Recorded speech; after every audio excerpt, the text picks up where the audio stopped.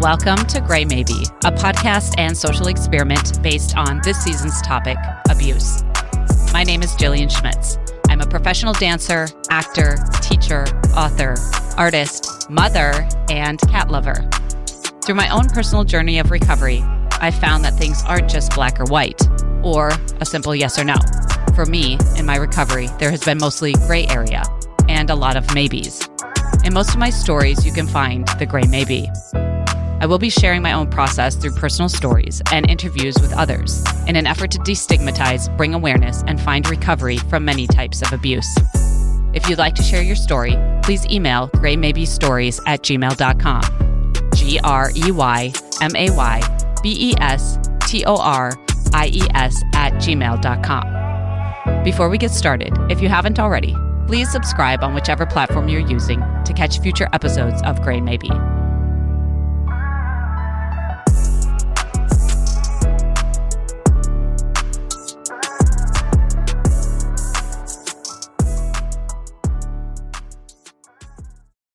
A note before we begin. My stories and the stories of others on this podcast are told through the lens of our own experience. The revelation of our process is ours to tell. If you disagree with the views or stories on this podcast, know that we are not speaking on anything other than our own experiences and viewpoints. Take what you like and leave the rest. Nothing expressed or mentioned in this podcast is an endorsement or is meant to be taken as advice. It is strictly the sharing of our own experiences and our own recovery. Any feelings this podcast activates in the listener is for the listener to process and recover from. Any criticism you have based on these experiences and choices are yours, and they are not anyone else's burden to carry. Trigger warning: sexual abuse, sexual assault.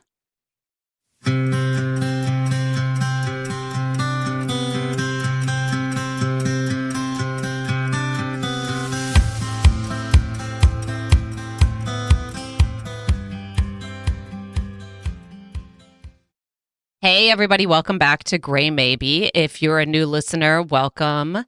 And if you are a returning listener, thanks for coming back. I really appreciate all the support, all the listens, all the shares, all the recommendations.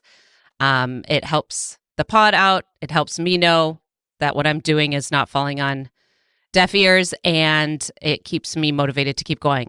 So today I have a very good friend of mine.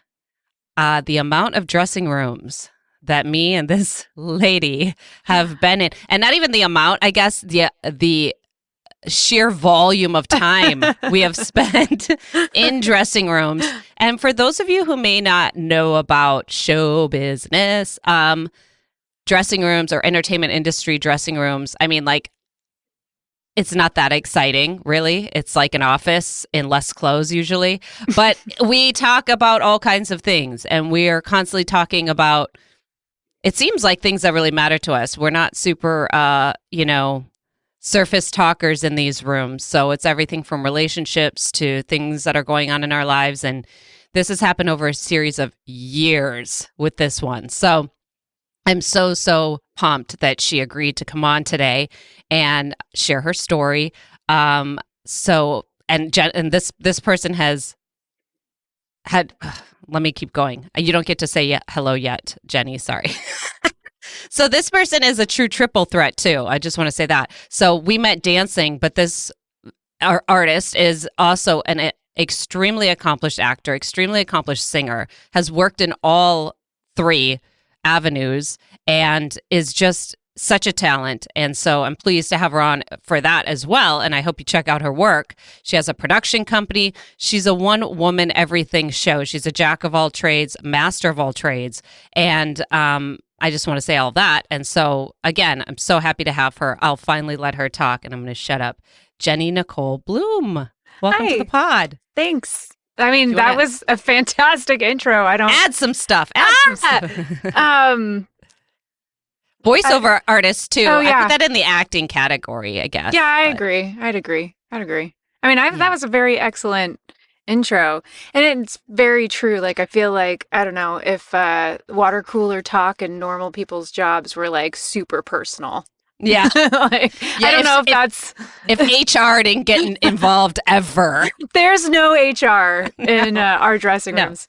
and there's no code of conduct, and there's no there's no, I mean, like, this is going to make it sound really glamorous, but it's like, these dressing rooms, you're getting naked, number one. So that's, hey, how you doing? Welcome to work, get naked, because it's a changing room. And then on top of that, you're like usually allowed to drink alcoholic beverages. You're usually allowed to, there's just like no rules really, but they're not glamorous. We're in like alcohol closets and shit. They're very small. I won't room. mention the venue, but there was a dead rat in one that we smelled for weeks. Months, I feel like. It just kept evolving. Do you remember? It started as like I think something died. And then it went on to something definitely died. And then it went on to, oh my God, when is this thing going to decompose enough so that we stop smelling? Because we couldn't find it. There was another dressing room we were in where the deep freeze stopped working and no one knew. And I'm pretty sure that was the same dressing room. Is that because... There was that too. Yeah, the deep freeze stopped working. Nobody knew. And it was just stinking. So bad. So bad. Why does it take a bunch of girls to go somewhere and be like, excuse me, what is that smell? Yeah. You don't smell that? And actually find it. Find the smell. We couldn't get at the rat because it was like under built-in situation. But we would have found it if we could have. And we would have made someone get it. Or we probably would have done it ourselves. This went from so glamorous to like... to completely nobody ever wants to be in our line of work ever, just fine. Yeah, I mean, so these dressing rooms, but I one of my favorite parts of that work that we have done and maybe still do is those moments of like hanging out in dressing room with people you really like. And I've cherished those times and those memories. It's been one of my favorite parts about the gig. I don't want to talk about the weather, so please don't talk unless it's like devastation. No. Yeah. I only want to talk about stuff that matters. So, if the weather really matters to someone, I guess we could talk about it. But, we always talked about our lives and like what was really going on. And in a lot of those conversations, there were a lot of things that you would confide in me about your life, which some of those things you're going to talk about today. And, I always felt very privileged that you would share them. And I think they're very complicated. And I'm really pumped that you're pumped. I don't know if pumped is the right word, but I'm really touched that you would share them with people today because I think it's complicated. And I think abuse is complicated. And I think this could really help some people. So would you mind giving us a little bit about your story or your experience with whatever abuse or abuses you want to share today? Ooh, this is really complicated because it's like I'm looking at a really good friend of mine where I'm just used to like sharing everything, but I have to remember where I am. Right. So it's really interesting. Oh, gosh, I've done so much work on this. I mean, when I started doing work on this, I'm probably going to get into this in a really roundabout way. I was really tired of feeling, I don't know, shame of not being enough. Because when you're raised by people who are one is definitely a narcissist and the other one's a codependent, you're a child trying to make sense of where you are. And when you're ruled by shame, it doesn't leave you with much of a self-esteem. And I feel like got to a point, like 5 years ago, where I was asking you a lot of questions on like, what do you think about therapy and options and stuff like that? Because I was just getting really tired of not believing in myself. And to be an artist where it's important to be vulnerable, but also you're scared to be vulnerable because people have hurt you, it ends up just clashing and you cannot move forward as a professional or a person because art is inherent. art is inherently vulnerable. So how do I keep the best parts of me and heal the other parts? You know, and I try to see the parents that I grew up with as individual people as much as I can without getting too many of my own resentments in there. So hopefully like I could see them with forgiveness and build on it from there. Um, you know, by looking at like their upbringing and try to understand the children that they were. But it still is really hard. It's really hard. Then you go into those family dynamics and then you accidentally, as every family does, like you do all this work on yourself and then you go home and then you just fall into these old cycles of behavior. Amen, girl, because it was just the holidays. So I Yeah, think we all just came back from being teleported back to our childhood selves, no matter how much therapy and like 12-step programs we've done. Like, that's just how it works. You're absolutely right. Like, that's what happens. And it's all of a sudden you're like 12 years old again or 6 years old again. And you're like, I can't believe this is still happening. And sometimes it's not you teleporting yourself. Sometimes it's people around you who refuse to acknowledge who you are now, or, you know, treat you differently as an adult or whatever. I think it's really interesting. I've interviewed a couple people before you, and it seems like there's definitely a common thread of childhood. Do I want to say trauma? Like childhood adversity, right? Chaotic childhoods where children did not have a healthy self-esteem. And that seems to be a through line of people who have experienced some significant abuse. So I'm just going to say that for listeners, just to do whatever you want with that information. If you relate to that, if you're raising children, like consider that. Like self-esteem in children can be a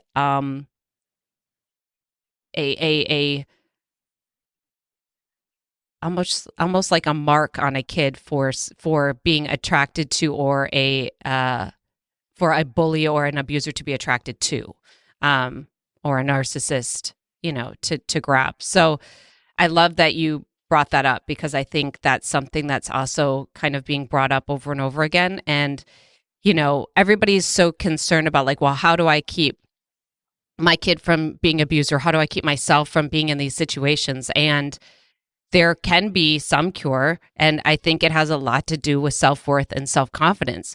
But that is not easy. That's not easy. He's just like, just be confident. Yeah, right. Mm-hmm. Yeah, right. You don't just be confident. You can fake it, but that doesn't help you from like the deep truth of how you feel inside, and then what that leaves you vulnerable to.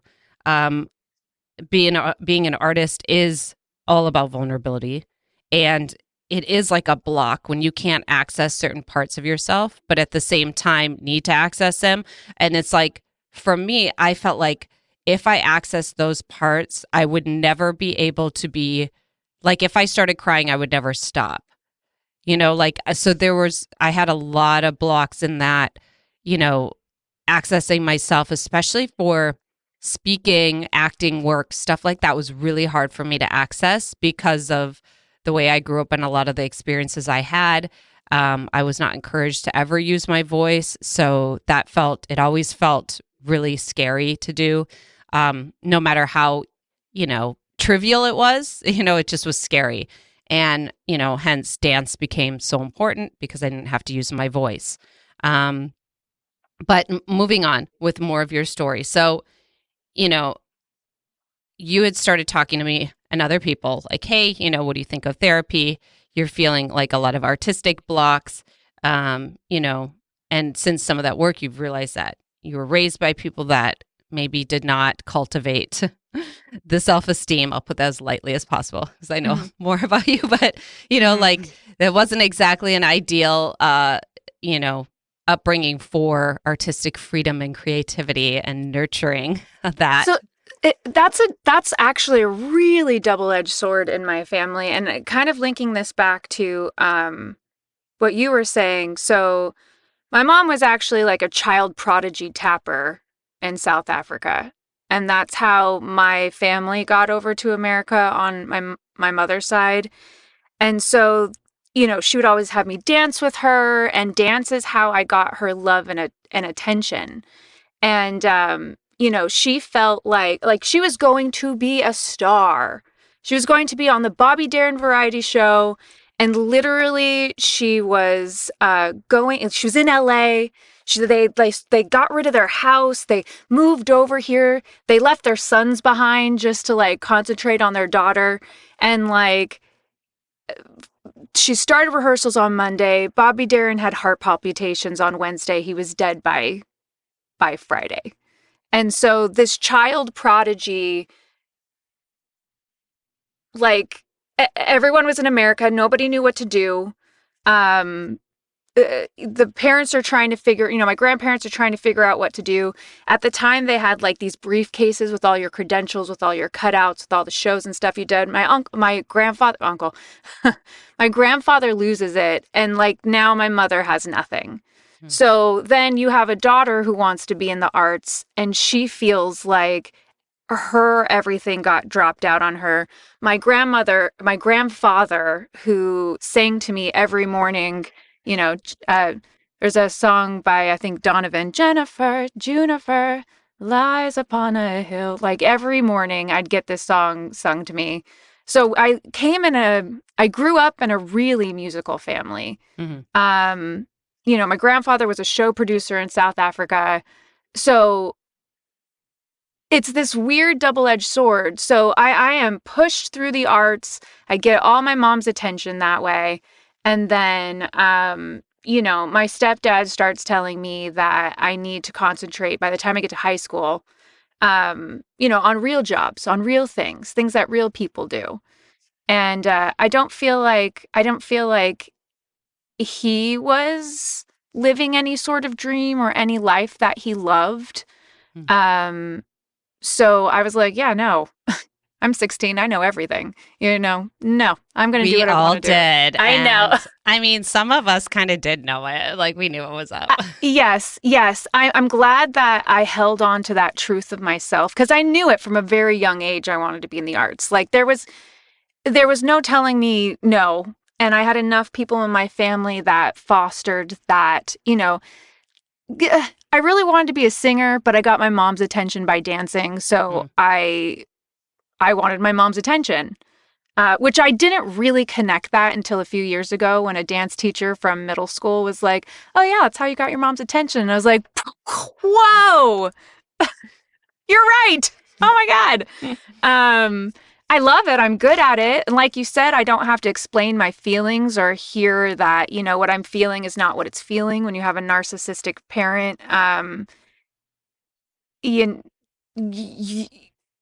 They're going to tell you how to feel and what box you're in and how to live in. And you are going to do everything you can to fit into that box to make sure that the eggshells you're walking on don't break. And crying actually was one of the things that I could actually do. And I still like cry on a dime. And as a teenager, like I would get made fun of in my family for having that kind of vulnerability, for saying how I felt and crying about it. And my sister goes, there she goes crying again. And I'm like, I'm crying because I can't slap you across the face. Mm-hmm. I'm like, what do you want? What do you want? Yeah. Do you want me to tell you how I feel, or do you want me to go straight to anger? Right. And so as I became an adult, it was much easier to do that secondary emotion of hurt and go straight to anger. It's more acceptable. Mm-hmm. People understand it better. Women are bitches, but like that's easier than a woman crying. Then you don't have to feel bad for her. Mm-hmm. Yeah. I still get in my family. Oh, there Jenny goes being emotional again. Yeah, I do relate to that. I relate to that not being really acceptable in my family or honored at all, like as a feeling expression. It was always like, keep crying or I'll give you something to cry about, you know, that kind of stuff. Like, I was it was just like immediately discredited. Like the minute I cried, it was like, oh God, you know, like it's just a discredit. Like, oh, now you're not serious, you know, like now you're an unserious person. And so I learned really quickly to try to cover that part of myself to be taken seriously. And it was very difficult for me because that wasn't natural to me. And it's true. I think women cry when they are angry because they don't know what to do with that anger. And we're not really championed to express it. In fact, we're kind of told the opposite. So I definitely relate to that. So as you're growing up and your stepdad tells you you need to do the serious stuff, like you need to be serious, like what does that mean? Like you need to get a real job? Like what does that mean?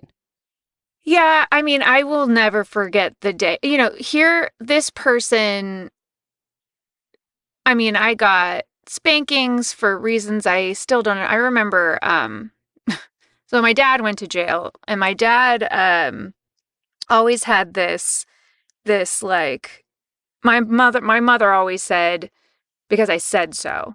So I'm going to explain to you why. So here I had a parent that would sit down and be like, why can't I do this? Well, if you go and grab the cat's going to scratch you.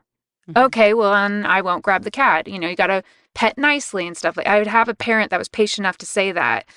And my stepdad was much younger than my mom, a baby. I mean, very, very in his early 20s by the time he had like married in with a 5-year-old. You know, I can understand how that's very overwhelming to go from a very young 20-year-old to like having a 5-year-old and not having the words or the understanding of how to talk to that person.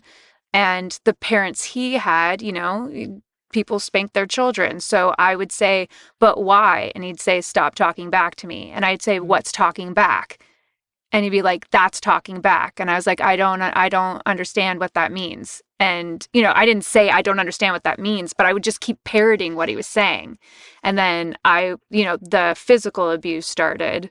And by the time I was a teenager, it was like the mental abuse of like, your dreams aren't going to come true. Come up with a real job. You know, he stopped spanking me by the time I was 12, which was very interesting because that was the same time I developed, which 12 is a little late too, I feel like. Not to interject and give my own opinion, but like that's a little like, bro. Yeah. I mean, and also for those who may be listening who were prodigies maybe, but products of the 80s and beforehand, where spanking was totally a thing that just happened, like it is now considered abusive. And it's also considered sexual abuse, actually, if you look it up.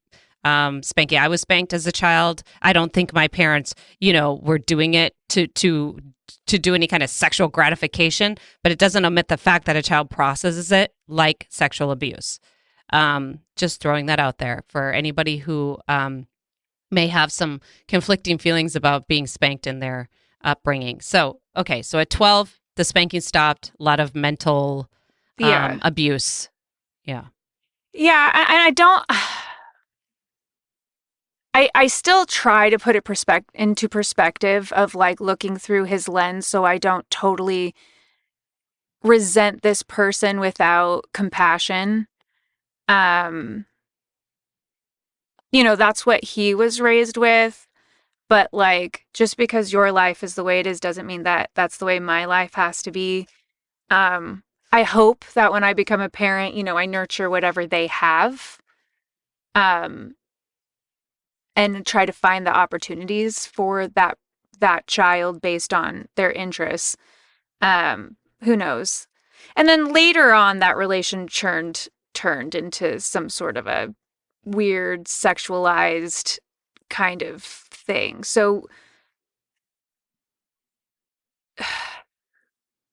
when all you've wanted was, you know, my dad ended up coming out of jail by the time I was 10, and he's apologized to me and wished he was there and this, that, and whatnot.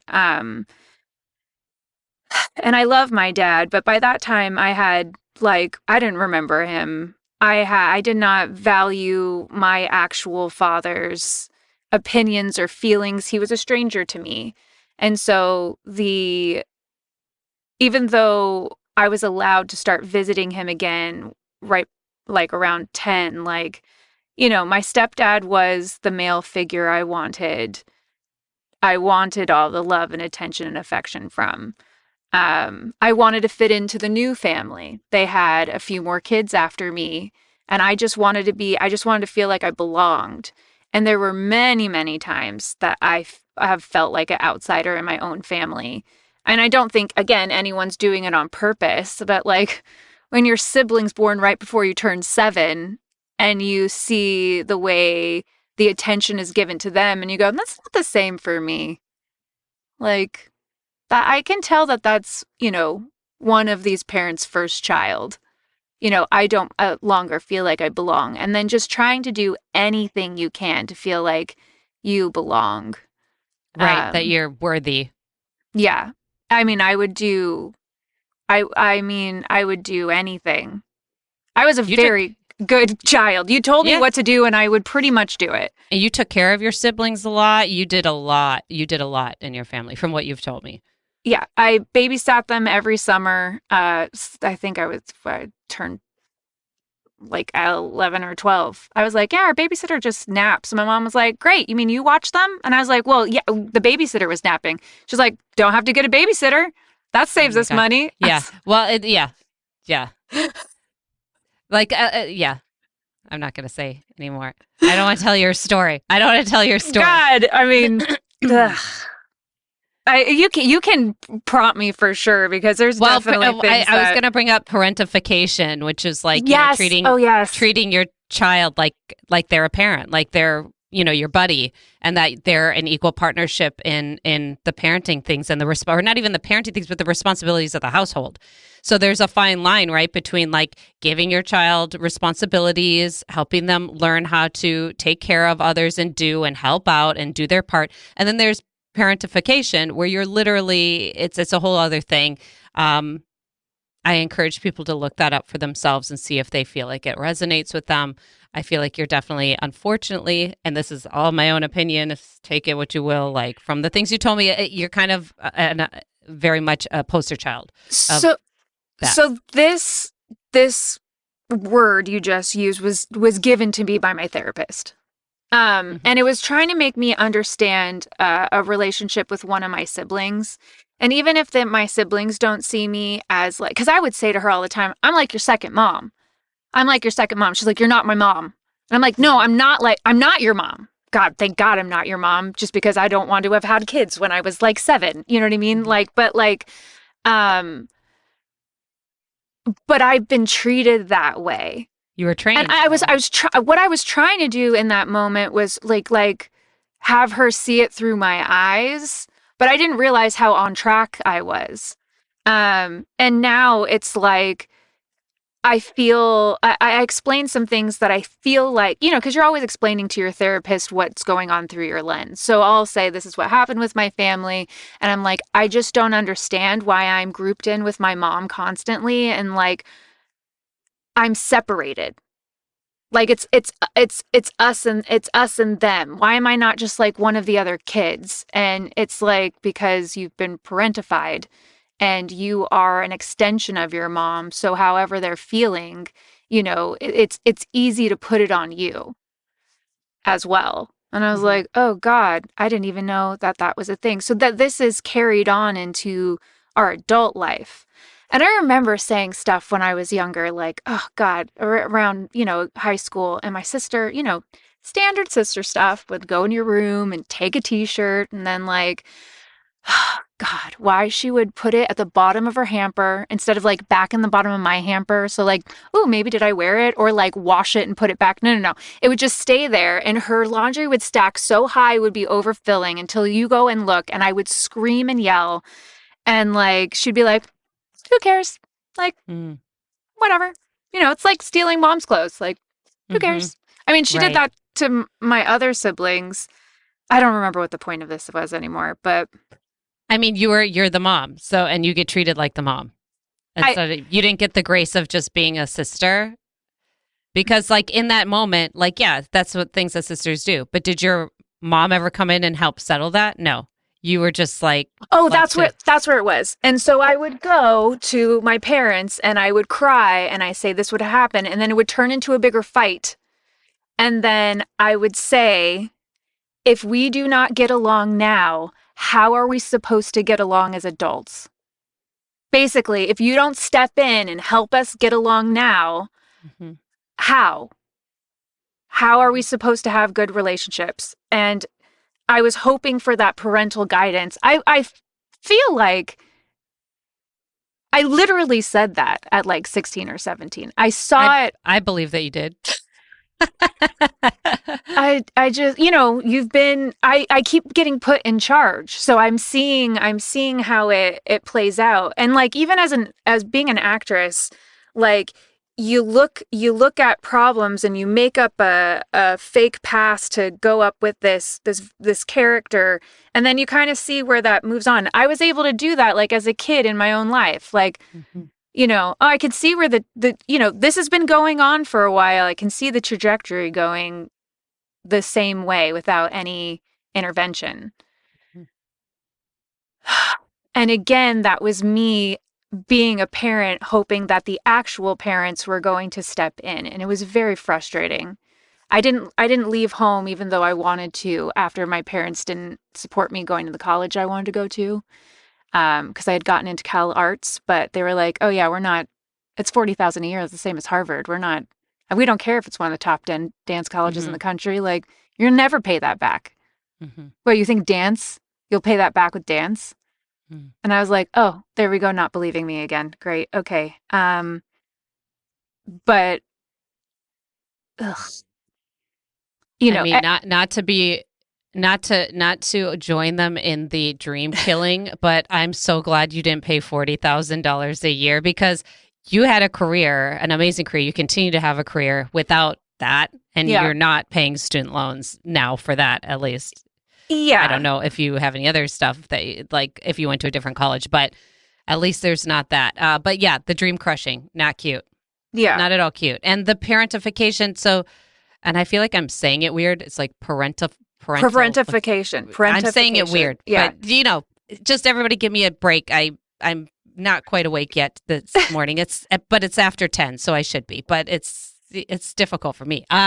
So there's a couple things like I don't relate on as deep of an issue of a deep as a of a level as you with that.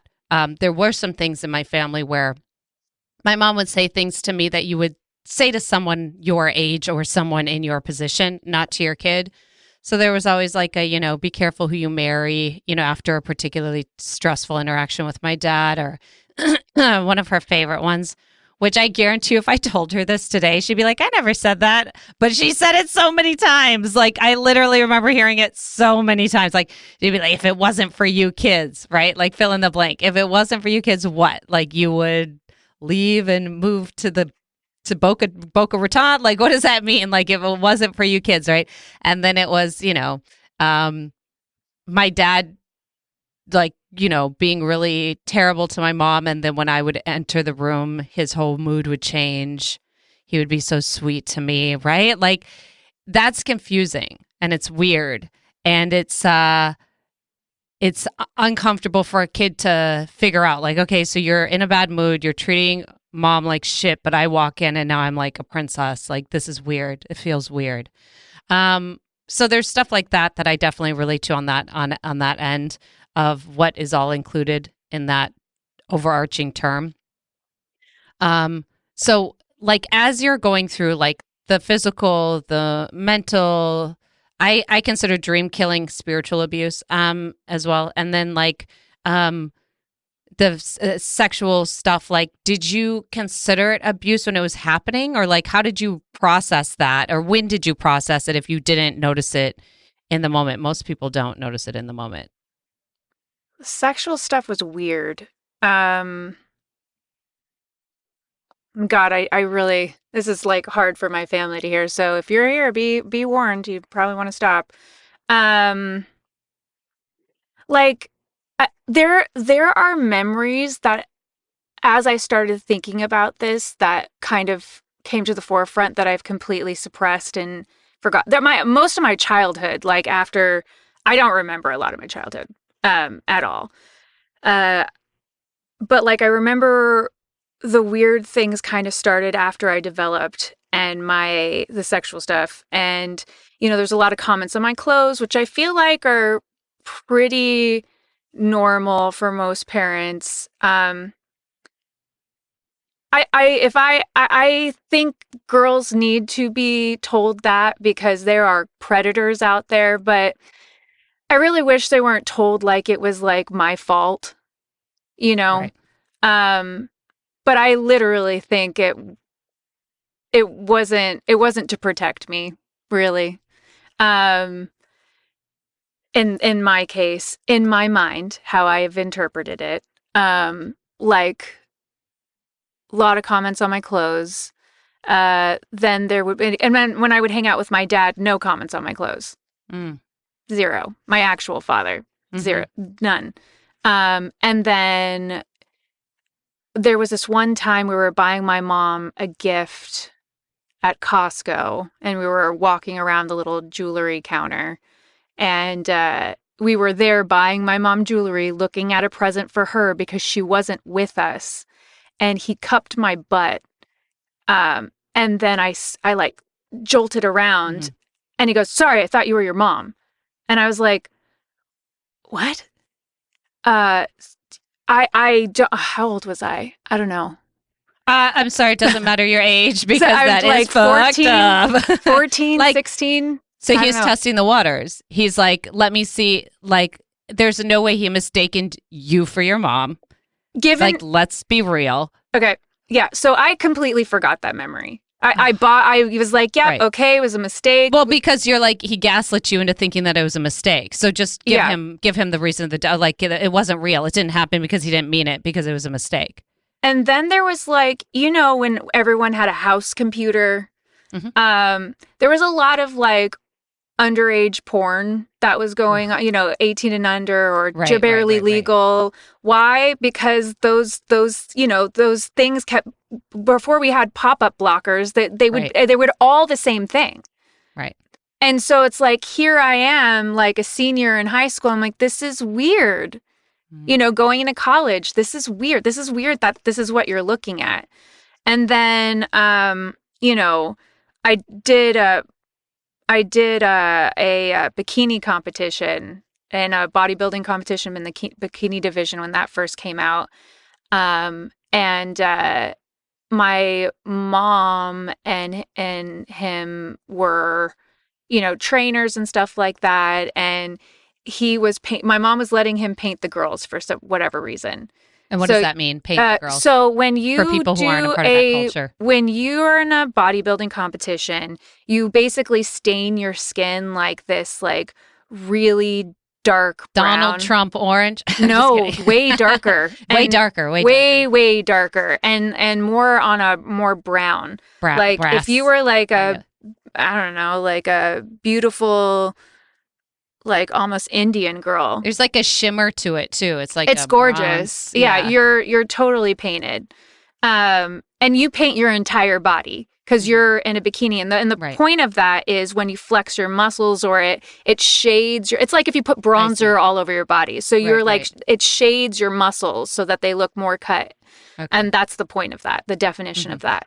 And so like he had been doing that. So you do that naked generally, or like in a teeny tiny thong or something. And what do you use? Is it a spray? Is it a lotion? It's a brush. Is it a paintbrush? It's an actual You can do spray, but there's also like a brush. Like a brush. Okay. And like my mom was like, yeah, your dad's doing it. And so instead of my mom painting my naked body, I'm 23 at this point, and he's painting my naked body. But this has been all accepted. And, at this point, I'm a dancer. I'm working professionally. I had done a showgirl style topless review in Vegas. Yeah. I had asked my mom not to bring him because it was very sexual. She had brought him. I fake orgasm in that show. I was a So host. you just like no boundaries, like Right. you're just like used to not being respected. And I had asked for that like, don't bring him to the show. Bring a friend. Bring anybody, but please don't bring Dad, because it's really weird. Like I pretend, it's Vegas. It's like sexy, and like it was a variety show. I was like, please don't. So I was very upset that those wishes weren't granted. So after that, like, here I am getting painted up close and personal. And I knew in the back of my head it felt weird, but there had already been so many things at that point. And then it turned into, and this I talked about in the dressing room for sure. And then it turned into him coming at me different ways about like doing naked pictures. And my mom would be more comfortable if I did it. He wants to take photography. And I mean, he had gotten professional backgrounds and cameras and lights. And I mean, he looked like he was doing what he was saying. I'm living in LA at this point. I don't know what's going on back home. I said no multiple times. I had done pretty much kind of topless stuff with other people, but I'm like, it's my dad. Like, that's weird. And then I was like, okay, well, the one thing you can't take a picture of is like my vagina. That would be great, even though it's technically a labia. I didn't know it at that time, but like, you can't do that. So we had taken pictures, and he had asked me to get in a position on all fours and walk behind me, and took the one shot I asked him not to take. And like, I've only ever like been, I guess it'd technically be raped once. And it's that feeling of like, you freeze and like nothing's real. And then your blood turns to ice, and you're like, this can't be happening. And then I don't know where you go. Like, you do this vacant thing where you like try to leave your body. And so when it was over and I finally put all my clothes back on, I was like, so what are you going to do with those pictures? He's like, oh, you told me not to take them, so I'm going to erase them. And I'm thinking in my head, well, why did you take them? Like, I just don't believe you.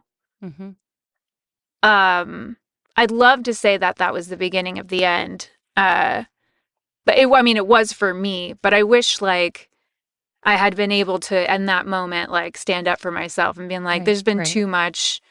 It wasn't until they got divorced that I kind of like spoke about it. But I had gone back to the dressing room after that particular incident. Like, oh, I got these pictures and some of them are really cute. And I was like, this is what happened. And it was you and one other girl in the dressing room. And you both went, what? What? Okay. What the fuck just happened? I'm so glad you brought this story up, because I was like, I wonder if she's going to, in my head this morning, I was like, I wonder if she's going to tell the record scratch moment.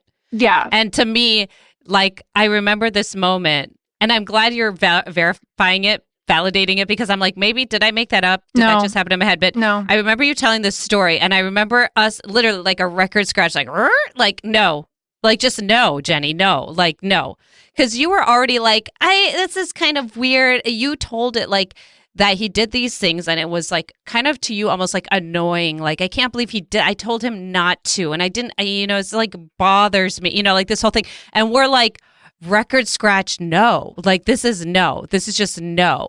This is a whole big like, absolutely, this is inappropriate, and this is not cool, and this is not like, this is terrible for you. This is terrible. Yeah. And like, in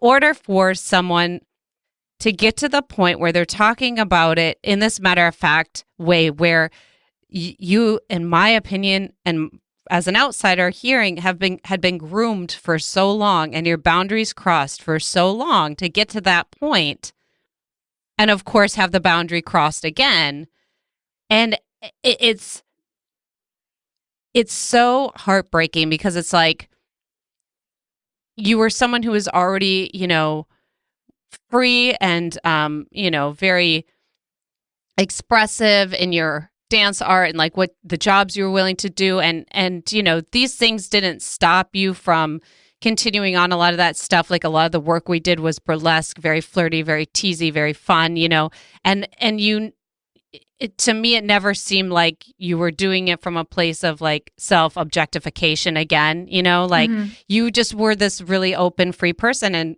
for someone to take advantage of that and to like push boundaries so many times to continue to try to get what they want, like, it pisses me off. And like, I'm sure like that's the grooming, right? Like the grooming, you don't just get abused. I mean, sometimes you do, but like usually if it's someone in your life that has access to you, it's so repetitive and your boundaries just keep getting crossed. And you're like, okay, well, I got over that. So I guess I'll get over it. And it just like keeps happening.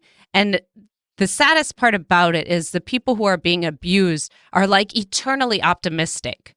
They're like, well, like they're eternally like, look, you already gave earlier your preamble. I want to be empathetic to these people. I want to see that and it was a lot for that. Like every person who's been on this podcast has a little bit done that, right? They have more empathy for these perpetrators than these perpetrators, I guarantee, ever had for their victims. Yeah. And and everyone on this podcast is forever optimistic that they won't do it to them again, or that if they just are empathetic enough to their situation, they can escape what happened to them.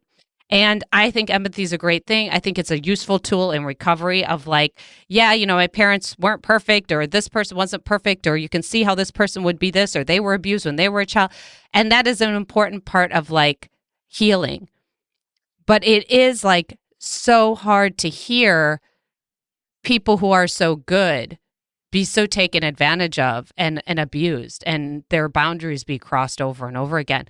But I remember that record scratch moment as exactly that. And I remember the look in your eye, like if I could, I haven't thought about it long enough to give it the right words, but it was a mix of, oh shit, everything. Wait, is this like, it was a bit of validation. It was a bit of support. It was a bit of, I don't know if I believe them, quite yet. And it was a bit of like, yeah, I always knew this was kind of shitty, like, but it was in that moment, it was like all of that at once. And I remember that moment. And I feel like after that moment, I'm not saying it was that exact No, moment it was that room. exact moment in the dressing room. I feel like after that, you were like, yeah, this shit, and guess what else? And guess what else? Yeah. And guess what else? It's kind of like making this whatever. Like, it was like a boyfriend cheating on you, and you just found that out, except for it was my fucking, father figure that I loved. And then I was like, wait a second, you're right. And I completely... It was like I was done with that relationship after that. After I had a boyfriend at the time who was like, if you can call him that, but he was like, I don't want those pictures. I don't want to see him. I don't want to hear about him. That was not right. He didn't like say he didn't want to be with me or fuck your dad or whatever, but like, it was those reactions that made me go, hold on. Hold on. I have to take care of me. And to comment on the burlesque, like burlesque was my choice. Burlesque, I could be as whatever as I wanted with my own body. I created that thing. And, I feel like, at least for me and maybe for all of the other people who have gone through similar abuse, it's like, it must be so painful to be living in that body that's inflicting all of this pain on somebody else. I don't ever want my humanity to be lost because of that. Or I don't want to turn into that. Obviously people who are willing to talk about this, who are going through recovery, hopefully they've gotten to that side. That's, unfortunately not the case for everyone. It's very corroding. It taints the waters. It's really hard to keep going some days when you have the intrusive thoughts of what you've been told, that sometimes I believe those things that I fought so hard against, to keep my humanity and my art and my love for life. It's not always easy. It's hard to be alone. Thank God for therapy. Thank God you told me about that number. Which number? Pepperdine had the yes, had the sliding scale therapy for the masters trainees. For the master's program, which is where I found. I'll add a link. Which is where I found my therapist that I really like as well. And I had a therapist right before COVID started. Oh my God, January 2020, guys. That's when I started.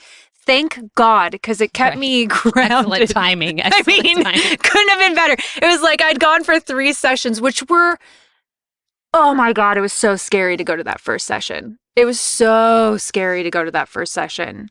I wanted to get over. What were you scared of? I wanted to get over my anger for my stepdad, but that's not what ended up. It ended up being about me. Mm-hmm. You know what I mean?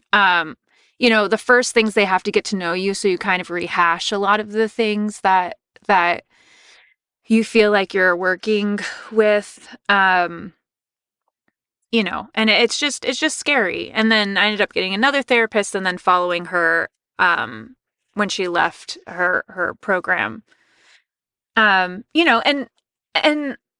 I don't want to concentrate like everything on my stepdad, because there's still like, my mom, God, my mom allowed it to happen.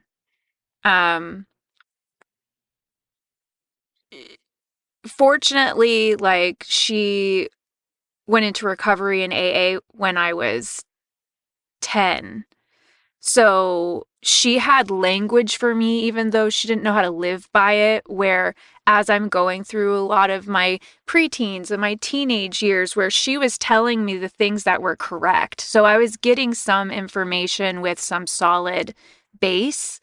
And I was trying to live by it. I was watching my mom try to live by it, even though it's very hard when you're like in your 30s and you're trying to make this big change. I appreciate her effort to try to change. And even though she's not able to vocalize things to me directly sometimes, which I really wish she was, because she's living with a lot of shame from abuse herself. So, where are the lines for her, and what was, like, those have already been crossed in her childhood. Because I feel like you're going to hear the story and be like, where was your mom? A broken person as well, trying to figure it out, who has had all of these sexual abuse things and all of that kind of stuff. Her parents giving up on her feeling neglected, and in some ways trying so hard to fix herself, it kind of turned into neglect in kind of a way for me when I needed it. The interesting thing is, you're like, I think people are going to think, where is your mom? And I think that thought might come from people who aren't familiar with abuse. I think people who are familiar with abuse are like, it doesn't matter, because people sometimes are really good at hiding things from other people, right? Abusers they do this in the dark. They do it secretly. They do it, like, it's not necessarily always at the forefront and in front of people's faces. And on top of that, denial is a hell of a drug for people. Denial is, it's intense. So as someone who I feel like is a little bit more familiar with abuse, I don't think that at all about your mom. I wish she could have been a knight in shining armor for you, but I wish that anybody could have been that for you in those moments, right? But I don't think abusers are not sly, sleek people. I think a lot of abuse happens by people who are really kind of smart about it. Even if they're not smart people, they might be smart about how they do things, right? They're manipulators, a lot of them. And so I'm more interested to ask the question, like, where was your mom, but not like, where was your mom? Yeah. Like not accusatory, like, where. I think people who are familiar with abuse are like, oh, where was your mom? Like, where was she in all of this? Versus like, and where was your mom? Like, why didn't she do so? I think it's a valid question, but from a different lens, Yeah. Yeah, Just my throwing that my in. mom ended up being the breadwinner by the time I was in high school, and she even told me, like, even now, in her 60s, she's like, I've just learned how to like slow down. Like, she goes, I spent so long just trying to work and get things done, and like, Survive, right? Because yeah, you have 2 sisters and a brother, or 3 yeah, sisters and a brother. 2 sisters and a Sisters and a brother. brother, plus Yeah, you, 4 kids. Yep. yeah. Full-time working chick. Yeah, and she dealt with, verbal abuse and physical abuse, and she's had an eating disorder on and off, which, I don't think body dysmorphia ever stops after you have it, at least like in my experience living with my mom and dancers that I've Yeah, I can witnessed. verify. Yeah. Yeah, it doesn't go away. So like having that kind of, and that need to control and have something to control, and at least you can do that one thing. My mom, and that started at 11. So she had, was that might have happened around, even though I don't know my mom associates that way. I wonder if that happened around actually when she came to America and everything like kind of didn't work out. But like there's been, and there was nothing in the 70s to hold on to. I feel like there's a lot more resources now, so that this intergenerational trauma gets passed on, or she doesn't see the red flags, and that becomes your stepdad. And still, I wish my mom was further along in seeing her worth, still in the relationship she's in. I wish she would see how amazing she is. She's a joy to be around. She's a life of a party. Um, she's got creative. She's got all these amazing things about her, and watching her put herself second to keep order in the house, or just like to stop a fight or whatever. Like, I used to fight her fights for her in my head. Like, they would get into fights. I'm like, oh, just stand up for yourself. Just say this. To the point where I won't say anything mean. Like, not in my relationship. If it gets to a point where it gets to name calling, I will not do it, because that was the fights that I heard, and I was like, that's unnecessary. Like, as a child, I'm listening to this stuff as an 8, 9, 10, 11-year-old. I'm fighting fights for, like, if I were in the conversation listening at the door. With my husband now, my boyfriend at the time, I think we were like 2 months in, 3 months in. I got a little catty to a girl who was like clearly flirting with him, and he turned around to me and he said, that's not cool. He had a few drinks into him, but normally he doesn't stand up to me. And I was like, wait, what? What? Excuse me? And it kind of got into a conversation the next day when all parties were sober. And I was like, hey, I don't think I realized certain things were crossing boundaries for you. Will you make sure that you tell me when a boundary's crossed, like when it happens? Because if you tell me like the next day, like I don't have the emotional memory, I don't remember what it was, like, can you tell me when it's happening? And like, it might be an argument, but just remember, I told you to tell me because I do want to have the best communication that we can have. And and it has happened where I've tried to put up my defenses, because you got to protect yourself after having like parents that don't do it for you. Like, especially as an adult, it's just gotten like that snapping up that wall of defense and wanting to fight for myself. It just like, it happens so automatically as like a trauma response. And he's very vulnerable, and he's had, I'm sure he had trauma in his life, but like, he's just, it doesn't feel like it. Like, when Well-adjusted. So well-adjusted. Oh my God. It's a breath of fresh air. I could say that because I know I'm like well-adjusted. Yeah. I noticed that. So we have such great communication. Yeah. Like, but even like, I saw my sister and she went for the say something mean. It wasn't like terribly mean, but it was mean. And I was like, and I can't respond back that way. I refuse to take it to those low blows.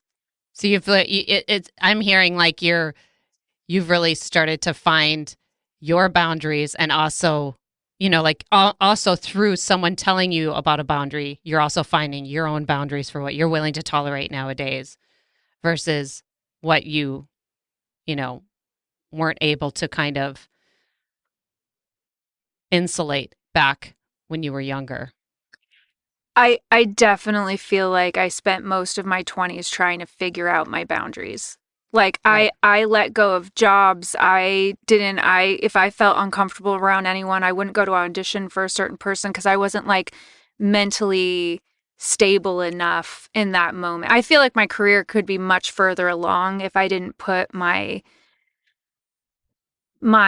acknowledgement of where those boundaries lie in the forefront of where I wanted my energy to be. I wanted to be okay with me so I could go forward. Well, you like, as an onlooker, your boundaries were never respected or honored. So that would be terribly scary to go out into a world and be like, my boundaries don't get accepted or, honored. So anything could happen But I going didn't know forward. what they were. Right. That's what I'm saying, though. Like, not only did you not know what they were, like, you had been told, basically shown over and over again, that it doesn't matter even if you have them because they don't get honored, right? Over and Right. over again. So, like, not only do you not know how you really feel about anything, but you've been shown over and over again that people just disregard them, the people closest to you, the people who are supposed to advocate and protect you, right? So that can make this whole world really scary. The entertainment industry is already really scary. Yeah. It's big, it's crazy, it's everything you've heard and nothing you've heard at the same time. It's all of that. And um, that makes sense to me. I also really deeply, deeply relate to that feeling that my career would be further along had I gotten on this stuff earlier. Mm-hmm. Like, where would I be if I could have unblocked some of this stuff in my early 20s, in my mid 20s? Like, how much further along, other things, what opportunities did I miss?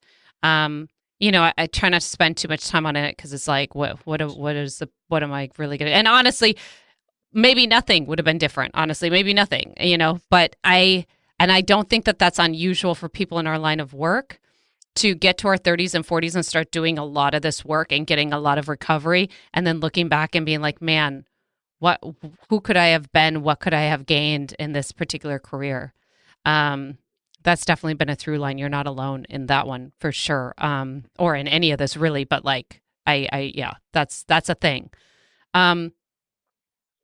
Couple things, because I have a couple questions before we wrap it up. Okay.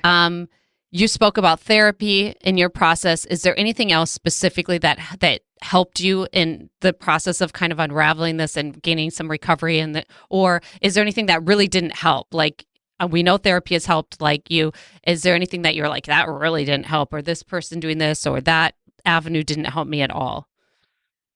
I feel like this is very personal to everybody. So, like, what might work for me is definitely not going to be like a blanketed situation. For example, like the very first thing I ever tried, and I must have been like, it must have been after that kind of stuff that we happened in the dressing room. So I might have been like 25 or 26. Trying to remember where That's so early to get a handle on this. Oh, I'm so happy for you. I went to my first Al-Anon meeting by my house. And I think it is because my mom went to AA and I grew up in like the smoky room on the side because everyone smoked indoors at that time, and like the stale coffee and the stuff like that. I absolutely hated it. Mm-hmm. And I made myself share because I'm very familiar with it. Mm-hmm. As a person, I would trauma share on purpose to like see if you could hold my feelings. Like, if you're going to tell somebody else I can't trust you, like, I would use it as like I would weapon. use it. Yes. Weaponize. I would weaponize my vulnerability, which is not okay, which I learned. But like, I was used to doing that. And I don't know if I did that so much at Al-Anon. Like, I think I really was trying to like put on those shoes and see what it felt like. And I don't know if it's that I just haven't fully worked through stuff with my mom, that I just don't feel comfortable in those rooms, but the group therapy aspect, and maybe It's the fact that I have to ask for a sponsor to walk through that. I'm going to look at a group of strangers and have to pick one person to guide me, or like stay long enough and talk to enough people that I have to trust someone in the room. That scares the shit out of me. So I'm not sure how much it is Al-Anon specifically, or how much it's like my own things on top of that. That I tried and I couldn't stay consistent with it, which is why I eventually, God, how old was I? Like, now I'm the beginning of my 30s by the time ish that I am doing therapy, and that really was nice. And I feel like I need to, if I could do this every day, it would be great. And I feel great. And I set a time aside, but I don't always wake up on time to do this. But it's like, wake up, eat breakfast, journal for like a half an hour to 45 minutes would be great. And let me I don't want to stop your train of thought, but when you journal, are you just journaling like just free association? Anything. Yeah, just whatever. Just keep it moving. Keep the pen moving until you're done. Okay. My journaling comes from the Artist's Way. Yes. Okay. I was going to say it, like the Artist's Way, or is it something? Some people do gratitude journals. Some people, it's like a Dear Diary. But like Artist's Way is a little Dear Diary ish. It's just like vomit of everything you're thinking when you wake up. Yeah, it's getting the thoughts out so they're not jangling around in your mind. Sometimes I'll end, like my therapist has said, why don't you end your journal with gratitude? So I'll like leave like 5-6 sentences to try to say. It just depends on how I'm feeling. The Artist's Way says do 3 pages, but that's like an hour, and I don't always have an hour to journal because I don't think I write that fast. Whatever. I'm sure some people can do it, but I take forever. I do at least 2 pages, and then I would love to be able to work out and meditate. Mm-hmm. That would be, if I could do that every morning, whatever my workout is, whether it's yoga or just stretching or like going to the gym or whatever it is, just something to like get into my body, or a dance class, but I would love to just like get that out of my day in the very beginning. It's very few dance classes at like 8 a.m. Right. The gym's open though. Who's getting up at 8? Oh, you. Okay. Nobody. I'm trying. I'm trying to get up before that. But then if I do that every day, it kind of like locks me in. That mixture of 3 things: journal, workout, meditate. I love that. I love it's very like specific, right? When people want guidance for healing, sometimes it's very ambiguous, right? Or it's a lot of like therapy, 12-step group there, and it's like, okay, but like, what can I do every day to try to keep myself out of this shit? And that's like a really good like 3 banger that maybe might be a magical.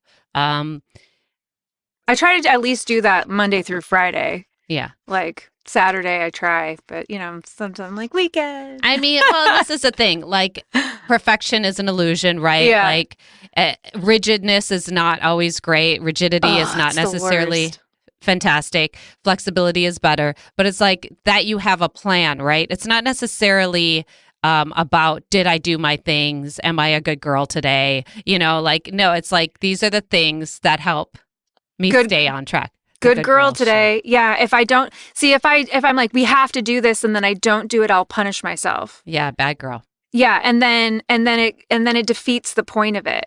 The shame and the guilt. Yep. Yeah. Because I have to get everything right because that's how I get love. Mm-hmm. You have to keep everyone else happy. But then like, it's this punitive cycle that I have to, oh God, I got to just watch out for. I'm like, am I doing the perfectionist thing? All right. Take a breath. Yeah. Right. Yeah. The people pleasing and the perfectionism and the good girl stuff. That's also you're not alone. You are not alone in that. All right. Wrapping it up. So at the end of every Gray Maybe podcast, I ask a question. I say that I try not to give advice or that we don't give advice on the podcast, but we do offer suggestion, very Al-Anon, right? So do you have a suggestion for anybody who might be suffering with this topic right now? Oh, God. I mean, you did give you gave therapy, you gave the 3 things, but if there's any like words of wisdom, no pressure, that you want to give anybody who might be suffering in this moment? I feel like I got it. It's not like I guess it is a suggestion, but you're enough. Mhm. If I could I don't want a tattoo, but if I could tattoo anything, I would tattoo that. That's the first thing I wrote on a white bulletin board in big letters in my living room, just to remember, like, it doesn't matter what happened to you. It doesn't matter what mess ups you've had. Nothing. You are enough. You're enough to love yourself. You're enough to bet on yourself. You're enough, and treat yourself that way. Because everything before that, like, I also didn't respect other people's boundaries because I didn't have any boundaries. I didn't, you're enough. That's it. Whatever you need to do to keep your mind space in, you're enough. That's excellent. Excellent, excellent. Jenni, I can't thank you enough for coming and being courageous to tell your story. And again, to me, like in public. Yes. It's deceptively personal because I'm looking at you, but I'm like, oh yeah, anyone could hear this. I know. You'll think about it. You'll let me know if there's anything, that gets yanked out. That's fine. But I really, really appreciate you being honest and courageous and transparent. And I really think your experience has the ability to really help a lot of people out and have people see themselves in it and also find some recovery and some serenity, not to get too 12-steppity, but, some peace. So I thank you for doing that. Yeah, of course.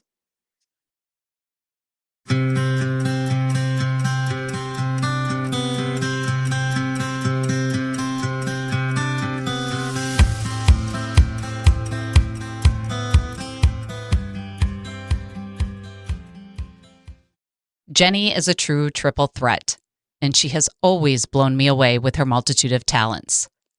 I've also always been impressed with how matter-of-fact she shares things that, for most people, would be so difficult. I would listen to her and think, how can she say these things out loud and with such clarity and without her voice quivering, just unwavering? I wish I could do that. And after a shit ton of therapy, 12-step programs, and constant in vivo exercises, I'm getting there. Jenni is one of those people whose energy and bounce in her step would lead you to believe adversity isn't something she's familiar with. But not only has she had a ton of it, she's found a way to dance with it, sing harmony, and use it in the scenes she performs. Never once have I gotten the sense that the experiences Jenni has had has let them rain on her parade or dim her light. She's an example of indomitable will, and I keep trying to follow her lead. I can't thank her enough for coming on to Gray Maybe. If you're listening to this episode and you have or are currently experiencing abuse, I'm sorry and welcome. I hope this helps your journey. You're not alone. Just a reminder for anyone who needs to hear it. The definition of abuse is when someone causes us harm or distress. It can take many forms, ranging from disrespect to causing someone physical or mental pain. It can occur in someone's home, a care home, a hospital, or a public place. Often, the people who commit abuse are taking advantage of a special relationship. The legal definition of abuse is as follows. The term abuse means the knowing infliction of physical or psychological harm, or the knowing deprivation of goods or services that are necessary to meet essential needs, or to avoid physical or psychological harm. You don't need to have been punched in the face or sexually assaulted to experience abuse. Know that whatever you are feeling, there are those among us that have probably felt it too. You are not alone. If you're listening and you have someone you love in your life that is enduring abuse, you are also welcome. You are also not alone. It's hard to watch someone be hurt and feel powerless to help them. I've included various links in the show notes for help and support. If you made it this far, thank you so much for listening, and I hope you were able to find something relatable in today's episode. If you'd like to show your support for this podcast, consider donating on Spotify, or rate, share, comment, and subscribe. As I mentioned at the beginning of this podcast, this is also a social experiment to see if in telling my stories, I can embolden listeners to share their stories. If you'd like to share a story on this topic, anonymous or otherwise, on the podcast, please email greymaybestories@gmail.com. greymaybestories@gmail.com. Thank you to everyone who helped make this Grey Maybe podcast happen. Producer and editor Roderick Barge. Cover photo by Jose Perez. Music licensed by Pixabay. Special counsel Jada Ellingham and Roderick Barge. Special shout out to supporters Patty Olgan and Jeremy McCullen. Until next time, bye for now.